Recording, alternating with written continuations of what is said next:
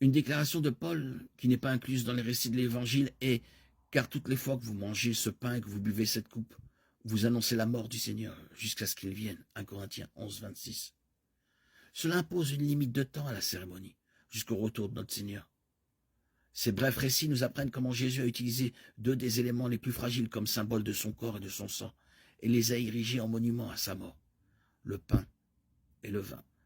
Ce n'était pas un monument de marbre sculpté ou de laiton moulé. Il déclara que le pain parlait de son corps qui serait brisé. Il n'y avait pas un seul os brisé, mais son corps était si gravement torturé qu'il était à peine reconnaissable. Psaume 22, 12, 17, Ésaïe 53, 4, 7. Le vin parlait de son sang, indiquant la mort terrible qu'il allait bientôt connaître. Lui, le Fils parfait de Dieu, est devenu l'accomplissement des innombrables prophéties de l'Ancien Testament concernant un Rédempteur. Genèse 3, 15, Psaume 22, Ésaïe 53. Lorsqu'il dit « Faites ceci en mémoire de moi », il indiquait qu'il s'agissait d'une cérémonie qui devait se poursuivre dans le futur.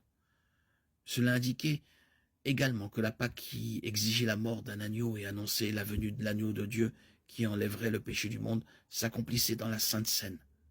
La nouvelle alliance a remplacé l'ancienne alliance lorsque le Christ, l'agneau pascal, a été sacrifié. 1 Corinthiens 5, 7, Hébreux 8, 8, 13. Le système sacrificiel n'était plus nécessaire. Hébreux 9, 25, 28.